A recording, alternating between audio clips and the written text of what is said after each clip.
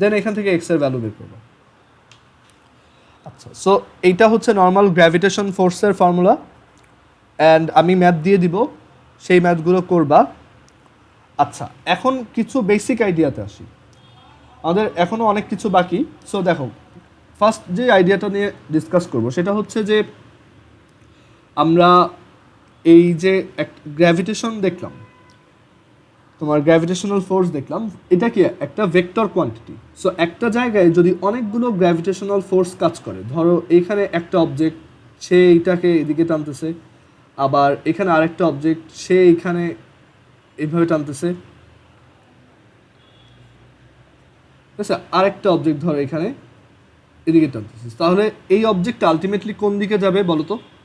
এখানে যদি একটা অবজেক্ট রাখি, এই অবজেক্টটা কোন দিকে যাবে, এটা কিভাবে বের করা যায়?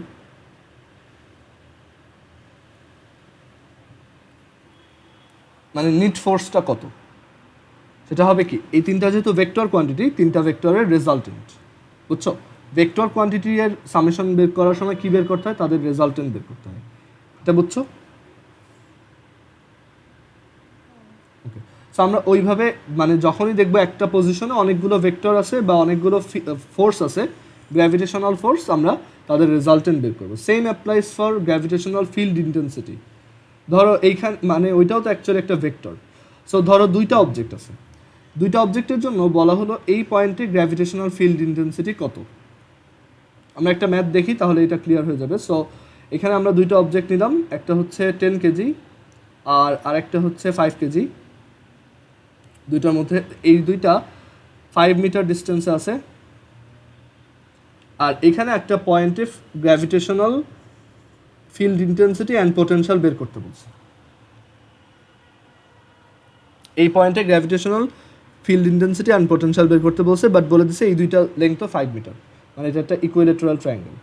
সো এই অবজেক্টটা 10 কেজি এর এই অবজেক্টটা ওকে এদিকে টান দিবে, এই ফোর্সটাকে আমি বললাম F1, আর 5 কেজি এর অবজেক্টটা ওকে এদিকে টান দিবে। আচ্ছা, সেটা ঠিক আছে, বাট আমরা এখন যেহেতু অ্যাট্রাকশন বাদে আমরা গ্র্যাভিটেশনাল ফিল্ড ইন্টেন্সিটি নিয়ে কাজ করতেছি, সো আমরা এখানে শুধু ফিল্ড ইন্টেন্সিটি নিয়ে কাজ করব। Field intensity is a vector which acts toward the field creating mass. So এই হচ্ছে আমার E1, আর এদিকে হবে কি E2, ঠিক আছে? দেন এই দুটা বের করে আমরা কি করব, ভেক্টর রেজাল্টেন্ট দিব। সো E1 এর ভ্যালু কত? E1 এর ভ্যালু হচ্ছে g into 10 divided by 5 square, একটু আগে পড়ে আসছে এটা ফর্মুলা। আর E2 এর ভ্যালু কত? g into 5 divided by 5 square. So দুইটা ভেক্টর যদি এভাবে কাজ করে, এখন এই দুইটার মধ্যে অ্যাঙ্গেল কত? 60 ডিগ্রি, ইকুইলেটারাল ট্রায়াঙ্গেল নিচ্ছি আমরা, তাহলে এই দুইটা রেজাল্টেন্ট কি হবে? আমরা ওই যে আগে রেজাল্টেন্টের ফর্মুলা পড়ে আসছি,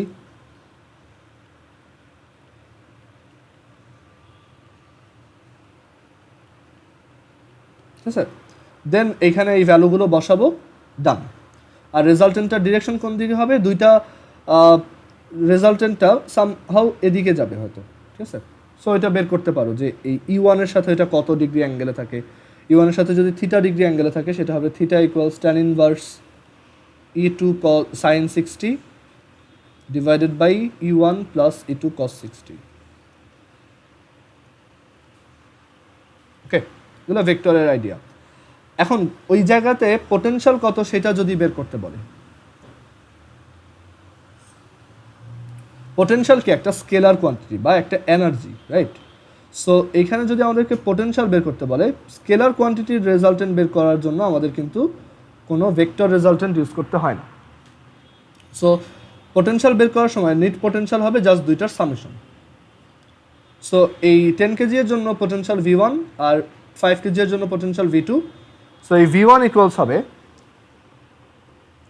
g into minus g into 10 divided by 5, আর V2 ইকুয়ালস হবে minus g into 5 divided by 5। Then এই দুইটা জাস্ট অ্যাড করে দিবা, তাহলে তোমার নিট পোটেনশিয়াল চলে আসবে। আইডিয়াটা বুঝতে পারছো?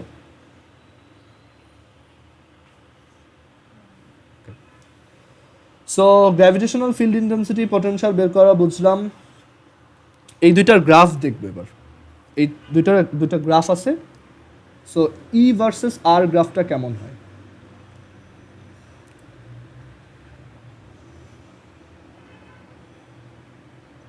আর মিনস একটা টেস্টিং ম্যাচ থেকে আমরা কত ডিস্টেন্সে যাচ্ছি। হ্যাঁ, টেস্টিং ম্যাচ থেকে কত ডিস্টেন্সে কনসিডার করতেছি, এটা হচ্ছে ই। সো এই গ্রাফটা দেখতে এরকম হয়। যত দূরে যাব গ্র্যাভিটেশনাল ফিল্ড ইন্টেন্সিটি আস্তে আস্তে কমবে। আর ভি ভার্সেস আর গ্রাফটা কেমন হবে? কারণ এখানে আমরা ফর্মুলা জানি is equal to GM divided by R square. আর ভি ভার্সেস আর গ্রাফটা কেমন হবে? একই টাইপের, জাস্ট একটু স্লাইটলি দেখতে ডিফারেন্ট। বাট আরেকটা জিনিস খেয়াল করতে হবে, এখানে ভি ভার্সেস আর গ্রাফ আমরা আঁকতে চাই, বাট ভি এর ফর্মুলা হচ্ছে minus GM divided by R, so negative value always. So যখন আর এর ভ্যালু 0 তখন এটা হবে নেগেটিভ ইনফিনিটি, যখন আর এর ভ্যালু প্লাস ইনফিনিটি তখন এটা আর এর ভ্যালু ইনফিনিটি, তখন এটা হবে কত? 0। ইনফিনিটিতে পটেনশিয়াল কত? 0। যে কোনো একটা ফিল্ড ক্রিয়েটিং ম্যাচ থেকে ইনফাইনাইট ডিস্টেন্সে পটেনশিয়াল হচ্ছে 0। ঠিক আছে, এটুকু বুঝছো? দুইটা গ্রাফ। আচ্ছা, এখন এখান থেকে এটা বোঝার পর এবার আমরা আবার আমাদের আগের টপিকে ব্যাক করি। এবার এই দুইটা জিনিস বোঝা হয়ে গেলে এবার আমরা আসি যে একটা হলোস্ফিয়ারের জন্য, একটা হলোস্ফিয়ার হচ্ছে মানে ভিতরে ফাঁকা, জাস্ট বাইরে একটা শেল আর কি। হলোস্ফিয়ার হচ্ছে জাস্ট একটা শেল। এটার ম্যাস হচ্ছে এম, আর এটার রেডিয়াস হচ্ছে ক্যাপিটাল আর। এখানে কিছু ইম্পর্টেন্ট কনসেপ্ট আমাদের জানতে হবে। ফার্স্ট অফ অল, আমরা যদি এই হলোস্ফিয়ারটার সেন্টার থেকে এক্স ডিস্টেন্সে ফিল্ড ইন্টেন্সিটি অ্যান্ড পটেনশিয়াল বের করতে চাই, এই হলোস্ফিয়ারটা থেকে এক্স ডিস্টেন্সে ফিল্ড ইন্টেন্সিটি অ্যান্ড পটেনশিয়াল বের করতে চাই, where x is greater than R, মানে আমরা এমন একটা পয়েন্টে ফিল্ড ইন্টেন্সিটি অ্যান্ড পটেনশিয়াল বের করতে চাচ্ছি which is outside this sphere. বুঝছো এটা? এখন এখানে আমাদের ভ্যালুগুলো কি হবে? যদি এক্স গ্রেটার দ্যান আর হয় তখন ই এর ভ্যালু জাস্ট আমরা নর্মালি যেভাবে ক্যালকুলেট করি সেটাই।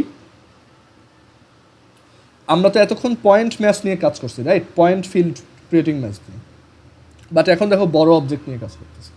সো বড় অবজেক্টের জন্য এটা হবে GM divided by X square, মানে সেন্টার থেকে ডিস্টেন্স নিব, আর পোটেনশিয়ালের ফর্মুলাও একই, minus GM divided by X. বুঝছো এটা নাফিয়া এন্ড লিথি? আচ্ছা, এরপর হ্যাঁ,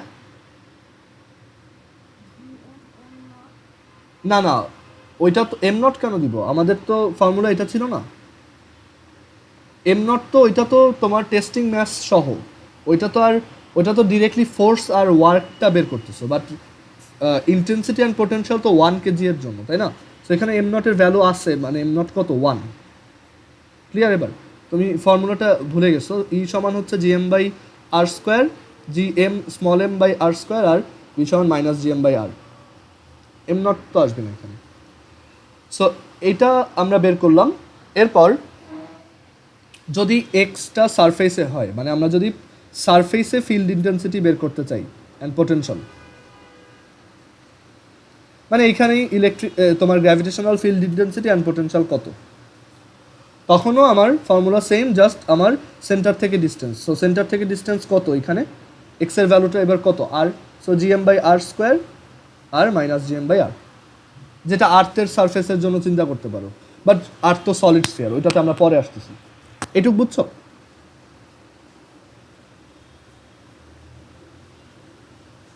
এটাতে কোনো কনফিউশন আছে? আচ্ছা, এবার আমরা যদি ভিতরে একটা পয়েন্ট কনসিডার করি, ভিতরে একটা পয়েন্টে মানে এক্স এর ভ্যালুটা এবার আর থেকেও ছোট,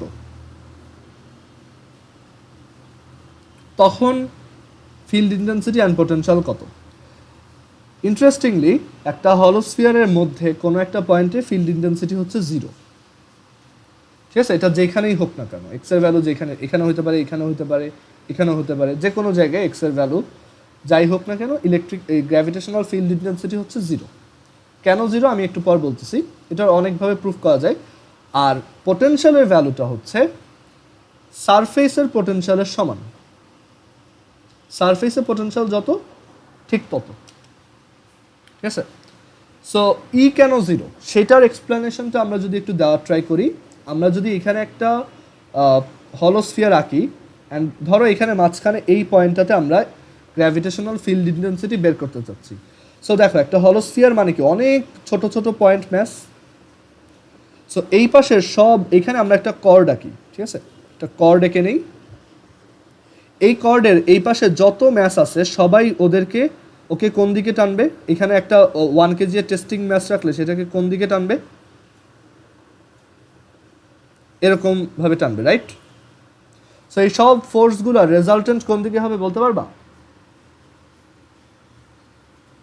মানে ডান পাশের এই ফোর্সগুলো রাইট সাইডে। সো এই সব ফোর্সের রেজাল্টেন্ট হবে রাইট সাইডে, এটা। এখন এই পাশে ম্যাস অনেক বেশি আছে, অনেকগুলো পয়েন্ট ম্যাস আছে, আর বাট এক একজনের ডিস্টেন্স অনেক বেশি, দেখো অনেক দূরে দূরে আছে। বাট লেফট সাইডে ম্যাস কম আছে, এই পাশে ম্যাস কয়েকজন, বাট ডিস্টেন্সটা অনেক কম। সো তাদের অ্যাট্রাকটিভ ফোর্সটা বেশি হবে, এক একজনের বেশি হবে। সো কম ম্যাস থাকা সত্ত্বেও তাদের সবার সামেশন হিসেবে দেখা যায়, সবার রেজাল্টেন্ট নিলে দেখা যায় যে যেহেতু একটা স্ফিয়ার একটা তোমার সিমেট্রিক জিনিস, দেখা যায় যে এই পাশেও ঠিক একই অ্যামাউন্টের ফোর্স ক্রিয়েট হয়। আমাদের এই ডান পাশে যত ফোর্স ক্রিয়েট হচ্ছে লেফট সাইডেও সবার সামেশন রেজাল্টেন্ট ফোর্সটা একই আসতেছে, এফ লেফট আর এফ রাইটটা সেম আসতেছে। সো এর জন্য এখানে ভিতরে কোনো পয়েন্টে ফোর্সটা জিরো হয়, আর ফোর্স জিরো মানে তোমার গ্র্যাভিটেশনাল ফিল্ড ইন্টেন্সিটিও জিরো। ক্লিয়ার? এটা একটা জিওমেট্রিক প্রুফ, আর এটা এমনিতে ম্যাথ ইউজ করে প্রুফ করা যায়, ইন্টিগ্রেশন ইউজ করে, বাট ওইটা আমরা দেখবো না। ওইটার জন্য স্ট্যাটিক ইলেকট্রিসিটিতে আমরা প্রুফ দেখবো, তো ওইটার ভিডিও অলরেডি বানানো আছে, আমি ওইটা দেখাবো, ঠিক আছে। বাট এইখান থেকে আমরা এটা বুঝলাম যে একটা শেলের বা একটা হলোস্ফিয়ারের মধ্যে যে কোনো একটা পয়েন্টে ফিল্ড ইন্টেন্সিটি জিরো, মানে তুমি যদি একটা শেলের মধ্যে থাকো, সেই শেলটা তোমার উপর কোনো গ্র্যাভিটেশনাল ফোর্স বা ফিল্ড এক্সার্ট করবে না, বুঝছো? মানে ওইটার ভিতরে তোমার উপর ওর অ্যাট্রাকটিভ ফোর্সটা জিরো হবে। আর পোটেনশিয়াল কেন সারফেসের সমান? কারণ ভিতরে কোনো ফোর্স নাই। সো ভিতর থেকে যদি একটা 1 কেজি এর একটা অবজেক্টকে ইনফিনিটিতে পাঠাতে চাও, তাহলে ভিতরে যেহেতু কোনো ফোর্স নাই, যতক্ষণ পর্যন্ত তুমি এটার সারফেসে না পৌঁছাচ্ছ ততক্ষণ কোনো ফোর্স নাই। ফোর্স নাই মানে ডিসপ্লেসমেন্টও নাই, ফোর্স নাই মানে ওয়ার্কও নাই, ডিসপ্লেসমেন্ট আছে বাট ওয়ার্ক নাই। তার মানে এই ভিতর থেকে সারফেস পর্যন্ত আসতে তোমার কিন্তু কোনো ওয়ার্ক ডান করা লাগতেছে না। সো তোমার ওয়ার্ক ডানটা কতটুকু করা লাগতেছে? সারফেস থেকে ইনফিনিটিতে নিতে। বুঝতে পারছো এটা? মানে এইখান থেকে এই পর্যন্ত আসলা, কোনো ওয়ার্ক ডান করা লাগে না, বাট এরপর এইখান থেকে যখন ইনফিনিটিতে গেছো সেই ওয়ার্ক ডানটাই করছো, আর সেটা তো সারফেস থেকে নিয়ে যাওয়া সমান। তো এর জন্যই ভিতরে কোনো একটা পয়েন্টে পোটেনশিয়াল হচ্ছে সারফেসের পোটেনশিয়ালের সমান। এই সব জিনিসগুলো আবার স্ট্যাটিক ইলেকট্রিসিটিতেও আছে, ওইখানে দেখবো, ঠিক আছে? এটা বুঝছো? ওকে, সো হলোস্ফিয়ারের পর এবার আমরা চলে আসি সলিড স্ফিয়ারে। সলিড স্ফিয়ারেও ব্যাপারটা এরকম, বাট সলিড স্ফিয়ারে একটু ডিফারেন্স আছে। এটা একটা সলিড স্ফিয়ার অ্যাজ ইন আর্থ দিয়ে চিন্তা করতে পারো। আমরা আর্থ নিয়ে কাজ করবো এখন। এই সলিড স্ফিয়ারের জন্য ভিতরে হচ্ছে ম্যাস থাকে, এটা ইউনিফর্মলি ডিস্ট্রিবিউটেড, আর্থে ম্যাস এম। এখন আর্থ থেকে তার সেন্টার থেকে এক্স ডিস্টেন্স দূরে কোনো একটা পয়েন্টে gravitational field intensity and potential কত? সো এইটাকে তুমি চিন্তা করতে পারো, একটা সলিড স্ফিয়ার মানে কি অনেকগুলো হলোস্ফিয়ারের কালেকশন, অনেক রেডিয়াসের হলোস্ফিয়ারের কালেকশন। মানে এখানে 0 রেডিয়াসের হলোস্ফিয়ার আছে, তারপর আর একটু বড়, আরও বড়, এরপর আরও বড়, এরকম। এটার রেডিয়াস যত, তুমি চিন্তা করতে পারো যে একটা হলোস্ফিয়ার অ্যাকচুয়ালি কীভাবে ফর্মড হয়, একটা সলিড স্ফিয়ার কীভাবে ফর্মড হয়, অনেকগুলো হলোস্ফিয়ার একটার উপর আরেকটা বসতে বসতে একটা সলিড স্ফিয়ার ফর্ম হয়, ঠিক আছে? এটা রেডিয়াস হচ্ছে ক্যাপিটাল আর। এখন এটার জন্য তোমার বাইরে কোনো একটা পয়েন্টে গ্র্যাভিটেশনাল ফিল্ড ইন্টেন্সিটি ওই একই ফর্মুলা, আর পোটেনশিয়ালও same, GM divided by x. এবার সারফেসে কত, যদি আমরা সারফেসে ফিল্ড ইন্টেন্সিটি অ্যান্ড পোটেনশিয়াল বের করতে চাই, এখানে ই অ্যান্ড ভি কত, এখানেও সেম, জাস্ট এবার ডিস্টেন্সটা আর, আর এখানেও ডিস্টেন্সটা আর। ভিতরে কত, এই ভিতরের ব্যাপারটাই এখন একটু আলাদা হলোস্ফিয়ার থেকে। সো ভিতরে কোনো একটা পয়েন্ট, ধরো এই পয়েন্টে আমরা ফিল্ড অ্যান্ড ফিল্ড ইন্টেন্সিটি বের করতে চাচ্ছি। সো এইখানে যেটা বুঝতে হবে সেটা হচ্ছে যে এইখানে আমরা বলছি একটা সলিড স্ফিয়ার হচ্ছে অনেকগুলো হলোস্ফিয়ারের একটা অ্যাকিউমুলেশন, মানে একটা কালেকশন। সো এখানে দেখো আমরা যদি এইখানে একটা লেয়ার এঁকে ফেলি, একটা স্ফিয়ার এঁকে ফেলি ইমাজিনারি, তাহলে এইটার বাইরে যতগুলো শেল আছে, এটার বাইরে তো অনেকগুলো শেল আছে, রাইট? এই যে এরকম, তারপর এই আউটার শেল, অনেকগুলো আলাদা আলাদা শেল আছে, চিন্তা করা যায়। সো আমরা একটু আগে কি পড়ে আসছি যে একটা শেলের ভিতরে কোনো একটা পয়েন্ট যদি থাকে, সেখানে গ্র্যাভিটেশনাল ফিল্ড ইন্টেন্সিটি কত হয়? 0, রাইট? তাহলে এখানে বাইরে যত শেল আছে, ওই যে যেই পয়েন্টে আমরা বের করতে চাই সেই ডিস্টেন্সের দূরে যত, সেই ডিস্টেন্স থেকে বড় রেডিয়াসের যত শেল আছে, তাদের কি কোনো ইফেক্ট আছে ওই পয়েন্টটার উপর? এখানে এই জায়গাতে তাদের কোনো ইফেক্ট কি আছে? এই যে বাইরের যে শেলগুলো আছে তাদের, জিনিসটা কি বুঝতে পারছো?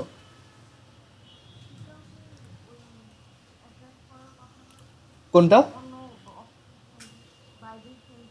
বাইরের শেলগুলো তো অ্যাট্রাক্ট করবে না, কারণ আমরা একটু আগেই দেখে আসছি বাইরের একটা শেল ভিতরে কোনো একটা পয়েন্টকে অ্যাট্রাক্ট করে না, ঠিক আছে? সো আমরা বলতে পারি এই স্ফিয়ারটা, এই বাইরের যারা আছে এই ডিস্টেন্সের, তাদের কোনো ইফেক্টই এখানে নাই। সো এইগুলো সব বাদ। সো ইফেক্ট কাদের আছে? শুধু এই যে ভিতরের যেই কয়জন আছে, কারণ ভিতরে যত শেল আছে তাদের জন্য এই পয়েন্টটা কি বাইরের একটা পয়েন্ট। ধরো এখানে যদি একটা শেল ইমাজিন করো, তার জন্য কি একটা বাইরের পয়েন্ট। সো ভিতরে যারা আছে, এখানে যত শেল আছে তারা সবাই ওকে অ্যাট্রাক্ট করবে। সো আমরা এইটুক বুঝলাম, আর্থের ভিতরে কোনো একটা পয়েন্টে অ্যাট্রাকটিভ ফোর্সটা হচ্ছে শুধু নিচে যত শেল আছে বা নিচে যতটুক আছে ততটুক, মানে এই যে আর্থের ভিতরে, আমরা আর্থের ভিতরে গেলাম, এইখানে অ্যাট্রাকটিভ ফোর্সটা হবে, এইখানে আমরা যদি একটা স্ফিয়ার আঁকি, শুধু এইটুকের ইফেক্ট থাকবে এখানে, মানে এইটুক মাটি ওকে অ্যাট্রাক্ট করবে, বাকিটুক অ্যাট্রাক্ট করবে না। এবার বুঝছো? লিথি বুঝতে পারছো এটা?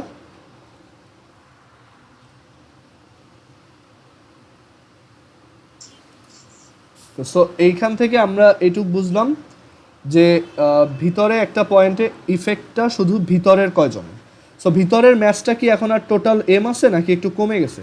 যেহেতু ইউনিফর্মলি ডিস্ট্রিবিউটেড বলছি, আমরা দেখো আগে 4/3 পাই আর কিউব এই রেডিয়াস, এই ভলিউমে ম্যাচ ছিল ক্যাপিটাল এম, আর এখন আমার রেডিয়াসটা ছোট, রেডিয়াস হচ্ছে এক্স, তাহলে 4/3 পাই এক্স কিউব এই ভলিউমে ম্যাচ কতটুকু আছে? M times 4/3 pi capital R cube divided by 4/3 pi X cube. So এটা কাটা, সো এখান থেকে পাচ্ছি M capital R cube divided by X cube. বুঝছো? সো এখানে এম প্রাইমের ভ্যালু তাহলে কত? M capital R cube divided by X cube. And then আমরা এখান থেকে লিখতে পারি যে তাহলে এম এর ভ্যালু পেয়ে গেছি, রেডিয়াস জানি, তাহলে এই পয়েন্টে গ্র্যাভিটেশনাল ফিল্ড ইন্টেন্সিটি কত? G M prime divided by X square, which is G times M R cube divided by X cube. আচ্ছা, এখানে একটু ভুল গেছে, এটা এক্স কিউব হবে, এটা আর কিউব হবে।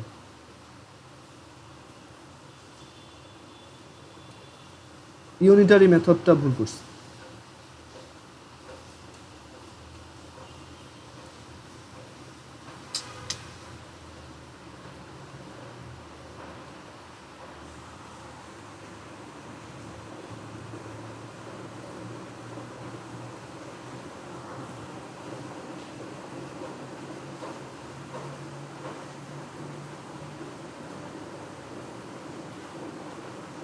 সো এই এক্স স্কোয়ার আর এক্স কিউব কাটা, এটা থাকে এক্স। সেখান থেকে কি পাচ্ছি দেখো, gravitational field intensity is gmx divided by R cube. এগুলো মুখস্থ রাখতে হবে না, ঠিক আছে, এটা মুখস্থ রাখার দরকার নেই। আর এরপর আমরা আরেকটা ইজি ফর্মুলা বের করবো, ওইটা মেমোরাইজড রাখবা। আর এরপর হচ্ছে এখানে এই যে পোটেনশিয়াল কত হবে, আমরা জানি সারফেসে কোনো একটা স্ফিয়ারের সারফেসে কত potential, minus GM prime divided by X. So এটা হবে minus GM X by X cube by R cube into X, so minus GM X square over R cube. আচ্ছা, এখন এগুলো কি আমরা মনে রাখবো? না, মনে রাখার দরকার নেই। বাট এই যে একটা রেজাল্ট পেলাম, এইটা খুব ইম্পর্টেন্ট। দেখো তো, আমরা বলছিলাম না যে আর্থের জন্য গ্র্যাভিটেশনাল ফিল্ড ইন্টেন্সিটি আর গ্র্যাভিটেশনাল অ্যাক্সেলারেশন দুইটা একই। এটা যদি আর্থ হয়, আমাদের মিটিংয়ের 1 মিনিট আছে, তোমরা আরেকবার একটু কানেক্ট হও। সো আমাদের এখানে আমরা এটা বলছিলাম যে আর্থের জন্য ভিতরে কোনো একটা, মানে আর্থের জন্য গ্র্যাভিটেশনাল ফিল্ড ইন্টেন্সিটি আর জি কি একই কথা, রাইট? সো এখান থেকে তাহলে আমরা একটা ফর্মুলা পেয়ে গেলাম না, যে আর্থ থেকে এক্স ডিস্টেন্স দূরে ভিতরে একটা পয়েন্টে, যেখানে এক্স হচ্ছে আর্থের রেডিয়াস থেকে কম, ছোট, সেখানে জি এর ভ্যালু কত? এইটাই জি M x over R cube. Nafia কি বুঝছো এটা? আচ্ছা, এখন আমরা এই ফর্মুলাটা পেয়ে গেছি। এখন আমরা এক কাজ, এইটা হচ্ছে আমাদের ভিতরে কোনো একটা পয়েন্টে জি এর ভ্যালু। এটাকে আমরা জি না বলে জি প্রাইম লিখবো, বাট আমরা এটাকে আর একটু সুন্দর করে গুছায় লিখতে পারি। মানে যেটা আমাদের বইতে দেওয়া বা যেটা মেমোরাইজ করতে হবে সেটা হচ্ছে, দেখো আমরা এম সমান কি এটা লিখতে পারি যে 4/3 pi R cube times rho, যেখানে রো হচ্ছে density of Earth, volume times density. আর্থের ভলিউম হচ্ছে এটা আর ডেন্সিটি হচ্ছে এটা। সো আমরা এখান থেকে দেখো এম এর ভ্যালু লিখতে পারি 4/3 pi R cube rho x over R cube, মানে এম এর ভ্যালুটা এখানে বসিয়ে দিলাম। দেন আর কিউব আর এই আর কিউব কাটা। দেখো এখান থেকে খুব সুন্দর একটা ফর্মুলা আসছে, 4/3 পাই এক্স রো জি। ঠিক আছে, এইটা আমরা মনে রাখবো যে আর্থের সেন্টার থেকে এক্স ডিস্টেন্স দূরে, যেখানে এক্স মানে ডিস্টেন্সটা অবশ্যই এই রেডিয়াস থেকে ছোট, ঠিক আছে, বাইরের জন্য কিন্তু এটা অ্যাপ্লিকেবল না।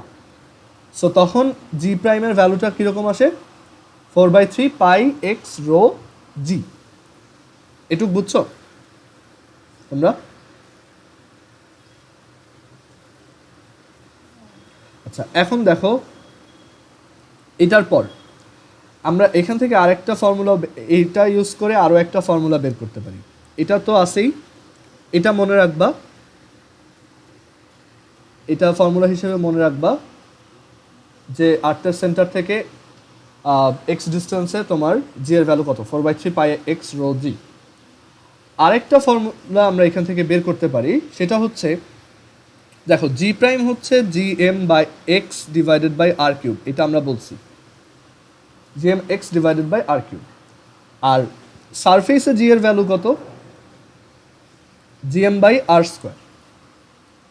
ওকে, এখন আমরা কোশ্চেনটাকে একটু এভাবে চেঞ্জ করে বললাম যে আমরা যদি আর্থ থেকে সেন্টার থেকে ডিস্টেন্স না, কারণ সেন্টার থেকে ডিস্টেন্স মেজার করা তো অনেক টাফ, আমরা যদি আর্থ থেকে এইচ ডিস্টেন্স নিচে নামি, তাহলে এখানে জি এর ভ্যালু কত? কোশ্চেনটাকে এভাবে বললাম, ঠিক আছে?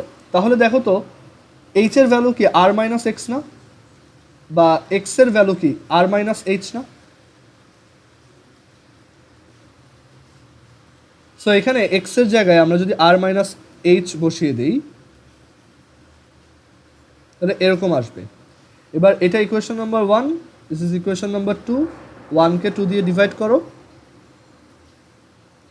তাহলে কি আসবে দেখো, g prime over g is equal to G M R minus H R cube divided by G M divided by R square.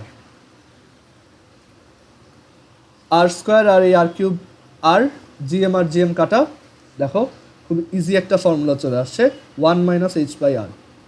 So এখান থেকে জি প্রাইমের ভ্যালু আসবে G times 1 minus H over আর।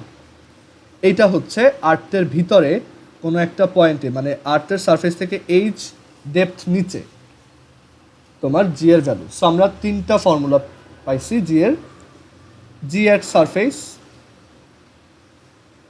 বা শুধু g, that is G M over R square, R এর জন্য এই ভ্যালুটা 9.8 জন্য এই ভ্যালুটা 9.8 metre per second square. Then g at a height g prime is g times r over r plus h whole square, এটা হচ্ছে at h height। আর third one g prime is equal to g times 1 minus h by r, এটা মনে রাখতে হবে। আচ্ছা সেন্টারে g কত, সেন্টারে g মানে আমরা কত ডেপথ নিচে নামতেছি, h এর ভ্যালু তখন কত r, right? So r by r কত 1 বাই 1, সো 1 মাইনাস 1 হচ্ছে 0, সো সেন্টারে জি হচ্ছে 0। এমসিকিউর জন্য ইম্পর্ট্যান্ট, সেন্টারে জি হচ্ছে 0। এই পর্যন্ত কি কোনো কোশ্চেন আছে? ওকে, সো এইটার একটা গ্রাফ আমরা ড্র করি যে এই জি এর গ্রাফটা কেমন হয় আর্থের জন্য বা যে কোনো একটা প্ল্যানেটের জন্য, আর ভার্সেস জি গ্রাফটা কেমন হবে। সো দেখো যখন সেন্টারে আসো মানে এই আর, আচ্ছা এটা এই আরটা কি মিন করে, আমরা এটা আর দিয়ে না লিখে এক কাজ করি এক্স দিয়ে লিখি, তাহলে বুঝতে সুবিধা হবে। সো এই এক্সটা কি মিন করে, এটা মিন করে যে আর্থের সেন্টার থেকে আমরা কত ডিস্টেন্সে আসি রাইট নাও। আমরা যখন একদম জিরো ডিস্টেন্স আসি, মানে আমরা যখন সেন্টারে আসি জি এর ভ্যালু কত 0, ঠিক আছে, জি এর ভ্যালু হচ্ছে 0। যত উপরের দিকে উঠতেছি জি এর ভ্যালু আস্তে আস্তে বাড়তেছে এভাবে, একদম স্ট্রেট লাইন। কেন স্ট্রেট লাইন, কীভাবে বুঝলাম আমি এটা, এই যে এটা দেখো এটা একটা লিনিয়ার টার্ম, ঠিক আছে, জি প্রাইম এটা যদি ওয়াই হয় তাহলে g minus g H by R. So এখানে এটা যদি ওয়াই হয় আর এখানে আমাদের এইচটা হচ্ছে অ্যাকচুয়ালি তোমার R minus x, right? So আমরা আবার একটু চেঞ্জ করে লিখি, সো এখানে g minus g plus R by R plus g x by R এরকম আসে। সো এটা কাটা, so g x by R. So এখানে দেখো ওয়াই ইকুয়ালস এই যে জি বাই আর যদি এম চিন্তা করো, সো এটা কি ওয়াই ইকুয়ালস এম এক্স টাইপের গ্রাফ, মানে একটা স্ট্রেট লাইনের গ্রাফ, ওকে। সো এর জন্য এটা সোজাসুজি উপরে উঠতেছে। আর এরপর এটার পাশাপাশি এরপর আমরা যখন একদম সারফেসে পৌঁছায় গেলাম, মানে আমাদের সেন্টার থেকে ডিস্টেন্সটা যখন ক্যাপিটাল আর এর সমান হয়েছে, তখন আমাদের ভ্যালু কত, এটা maximum, that is 9.8 metre per second square আর্থের জন্য। আর এরপর যখন সারফেস থেকে বের হব তখন আবার কমতে শুরু করবে, তখন গ্রাফটা হবে এরকম। বাট এবার এরকম বাঁকা হয়ে যাচ্ছে কারণ এবার দেখো এই যে এখানে জি প্রাইম ইজ ইকুয়াল টু হচ্ছে জি টাইমস আর over R plus H whole square. এখানে আর প্লাস এইচটাই হচ্ছে অ্যাকচুয়ালি এক্স, কারণ এই যে আমরা সেন্টার থেকে ডিস্টেন্স নিচ্ছি এক্স, সো এটা হচ্ছে সেই আর, এটুক হচ্ছে এইচ, সো আর প্লাস এইচটাই কত এক্স। সো আর প্লাস এইচটাকে আমরা এক্স দিয়ে লিখতে পারি, সো এটা আসবে G R square divided by X square. দেখো এটা হচ্ছে Y, so Y is equal, এটাকে যদি ওয়াই দিয়ে লিখি তো Y is equal to some constant by X square. এই টাইপের গ্রাফ কেমন হয়, এরকমই হয় অলওয়েজ, ঠিক আছে। কারো কোনো কোশ্চেন আছে এখানে, গ্রাফটা বুঝছো? ওকে, সো এইটার পর সো আমাদের গ্র্যাভিটেশনাল অ্যাক্সেলারেশন রিলেটেড সব ডিসকাশন শেষ। আমরা গ্র্যাভিটেশনাল ইন্টেন্সিটিও দেখছি, পোটেনশিয়ালও দেখছি, ম্যাথগুলো করলে আরও ক্লিয়ার হয়ে যাবে। এরপর আমরা দেখব, এরপর আমাদের দুইটা ছোট টপিক আছে, একটা হচ্ছে স্কেপ ভেলোসিটি স্কেপ ভেলোসিটি কি এটা বুঝো? এটা কি আগে পড়ছো কখনো? হ্যালো, পড়ছো এটা? আচ্ছা আমি বলি, স্কেপ ভেলোসিটি হচ্ছে এমন একটা ভেলোসিটি আর্থের জন্য, যেই আর্থ সার্ফেসে যেই ভেলোসিটিটা হচ্ছে 11.2 কিলোমিটার পার সেকেন্ড। এই ভেলোসিটিটার ডেফিনেশন হচ্ছে এরকম যে আমরা যদি আর্থ থেকে একটা অবজেক্টকে 11.2 কিলোমিটার পার সেকেন্ড ভেলোসিটিতে থ্রো করতে পারি, এটা একদম, এটাকে আর ফেরত আনা যাবে না, এটা একদম ইনফিনিটি পর্যন্ত চলে যাবে। ঠিক আছে, এই ভেলোসিটিতে আমরা যদি এটাকে থ্রো করতে পারি, অন্য যে কোনো ভেলোসিটিতে থ্রো করলে দেখা যাবে এটা উপরে উঠে আবার আস্তে আস্তে নিচে পড়ে গেছে। ঠিক আছে, আমরা যেমন দেখি যে 20 মিটার পার সেকেন্ডে দিছি, এটা ব্যাক করছে, দেন আরও বড় ভেলোসিটিতে দিছি, আবার ব্যাক করছে। যত বেশি ভেলোসিটিতে দাও এটা ব্যাক করবে, বাট যদি 11.2 কিলোমিটার পার সেকেন্ডে এটাকে থ্রো করতে পারো, এই অবজেক্টটা আর্থ সারফেস থেকে একদম সারা জীবনের জন্য চলে যাবে। ঠিক আছে, এটা আর ব্যাক করবে না। সো এটার ফর্মুলা আছে যে VE escape velocity is equal to 2gm divided by r। যে কোনো একটা প্ল্যানেটের জন্য স্কেপ ভেলোসিটি হচ্ছে 2 times capital G times its mass divided by its radius. আর আরেকটা ফর্মুলা আছে, সেটা হচ্ছে যে কোনো একটা প্ল্যানেটের জন্য তার সারফেসের জি যত, সেইটা times radius into 2 square root. কীভাবে আসছে প্রুফ করা খুবই সহজ। দেখো, আমরা এইখান থেকে একটা অবজেক্টকে থ্রো করতে চাচ্ছি, বা এভাবে চিন্তা করো যে আর্থের এই সারফেস থেকে আমরা একটা অবজেক্টকে এমন একটা ভেলোসিটিতে থ্রো করতে চাচ্ছি সাচ দ্যাট এটা একদম ইনফিনিটি পর্যন্ত চলে যায়। আচ্ছা, সো অবজেক্টটাকে আমরা ভেলোসিটি দিচ্ছি কত? আমরা বললাম অবজেক্টটাকে আমরা তোমার ইউ ভেলোসিটিতে থ্রো করতেছি, আর এটা ফাইনাল ডেস্টিনেশন কোথায়? এটার ইনফিনিটি। সো ইনফিনিটিতে যাওয়ার পর আমরা বুঝতেছি যে ইনফিনিটিতে যাওয়ার পরই এটা একমাত্র স্টপ হবে, কারণ ইনফিনিটিতে গিয়েও যদি স্টপ না হয় তাহলে এটা আরও সামনে যাবে। আর অ্যাকচুয়ালি সেটাই হয়, আসলে ওটা ওইখানেও স্টপ হয় না, এটা যেতেই থাকে খালি। ঠিক আছে, কারণ ইনফিনিটিরও কোনো শেষ নেই। সো এইটা বুঝছো যে আমাদের ইনিশিয়াল ভেলোসিটি হচ্ছে ইউ যখন থ্রো করবো, আর একদম ইনফিনিটিতে পৌঁছানোর পর ভেলোসিটি 0।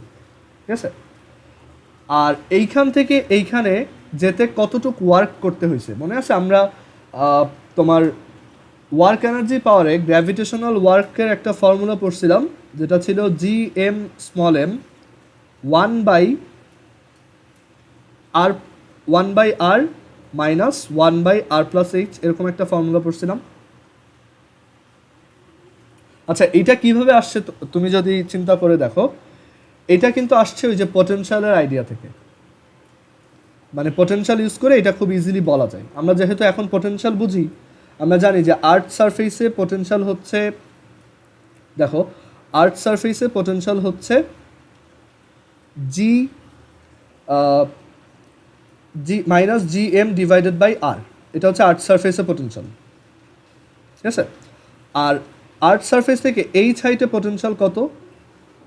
এইচ হাইটে পটেনশিয়ালটা হচ্ছে, আমরা দেখো এবার সেন্টার থেকে r+h ডিস্টেন্সে আসি। সো এইখানে পটেনশিয়াল হচ্ছে minus GM divided by r+h। আচ্ছা, পটেনশিয়াল হচ্ছে 1 kg এর জন্য। ওকে, পটেনশিয়াল হচ্ছে 1 kg এর জন্য। সো একটা 1 kg এর অবজেক্ট, দেখো তুমি একটু ভালোভাবে চিন্তা করে দেখো যে এই পজিশনে পটেনশিয়াল হচ্ছে মাইনাস GM/r। এটা কি মিন করে? এইখান থেকে একটা অবজেক্ট যদি ইনফিনিটিতে নিয়ে যায় গ্র্যাভিটি, যতটুকু ওয়ার্ক ডান হয়, আর এইখানে পটেনশিয়াল হচ্ছে V2। এটা কি মিন করে যে এইখান থেকে আমি যদি ইনফিনিটিতে নিয়ে যাই একটা 1 kg এর অবজেক্টকে, তাহলে যতটুকু ওয়ার্ক ডান হয়। তাহলে একটু চিন্তা করে বলো তো, এই দুইটার আমি যদি এখানে V1 থেকে V2 মাইনাস করে দিই, আমরা যদি V1 থেকে V2 আচ্ছা V2 থেকে V1 মাইনাস করে দিই, V2 থেকে V1 মাইনাস করে দিই, তাহলে কি পাবো বলো তো? মানে এটা কি মিন করে V1 মিন করে যে এইখান থেকে একটা 1 কেজি এর ম্যাস ইনফিনিটি পর্যন্ত যেতে ওয়ার্ক, আর V2 মিন করে এইখান থেকে 1 কেজি এর একটা ম্যাস ইনফিনিটি পর্যন্ত যেতে ওয়ার্ক, যতটুকু ওয়ার্ক। গুড। সো এইটা বোঝায় যে V1 থেকে V2 তে যেতে যতটুকু ওয়ার্ক করতে হয় ফর 1 কেজি। ওকে, এখান থেকে এখানে যেতে একটা 1 কেজি এর ম্যাসের যতটুকু ওয়ার্ক হয়। সো 1 কেজি এর জন্য যদি ওয়ার্ক হয় এই দুইটা ডিফারেন্স, তাহলে m কেজি এর জন্য, স্মল m কেজি এর জন্য কতটুকু হবে দেখো। তাহলে 1 কেজি এর জন্য ওয়ার্ক হবে এই দুইটা difference, which is gm by r minus gm by r plus h, দুইটা ইয়া নিলাম, তাহলে এটা আসবে gm 1/r minus 1/r plus h। আচ্ছা, এখানে আমি একটু ভুল করছি প্রবাবলি, সেটা হচ্ছে গ্র্যাভিটির জন্য যেটা ওয়ার্ক সেটা ছিল আর প্লাস এইচ মাইনাস আর, আর এজেন্টের জন্য যেটা ওয়ার্ক সেটা ছিল ওইটা, ঠিক আছে? এটা এরকম হবে। সো এখানে কিন্তু আমাদের V1 মাইনাস V2 নেওয়ার কথা। জিনিসগুলো স্ট্যাটিক ইলেকট্রিসিটিতে পড়তে গেলে অনেক ক্লিয়ার হবে, সো আমি এর জন্য অত বেশি পেঁচাচ্ছি না, বাট স্ট্যাটিক ইলেকট্রিসিটিতে গেলে প্রত্যেকটা জিনিস ক্রিস্টাল ক্লিয়ার হবে। দেখো, সো এখানে তোমার V1 মানে হচ্ছে 1 কেজি থেকে এদিকে 1 কেজি এর একটা ম্যাসকে এই পজিশন থেকে ইনফিনিটিতে নিয়ে যাওয়া, এর জন্য গ্র্যাভিটি যতটুকু ওয়ার্ক করে। আর V2 মানে হচ্ছে এই পজিশন থেকে ইনফিনিটিতে নিয়ে যেতে 1 কেজি এর একটা অবজেক্টকে এখান থেকে এখানে নিয়ে যেতে তোমার গ্র্যাভিটি যতটুকু কাজ করে। তাহলে V1 মাইনাস V2 হচ্ছে V1 minus V2 which is gm by r plus h minus gm by r।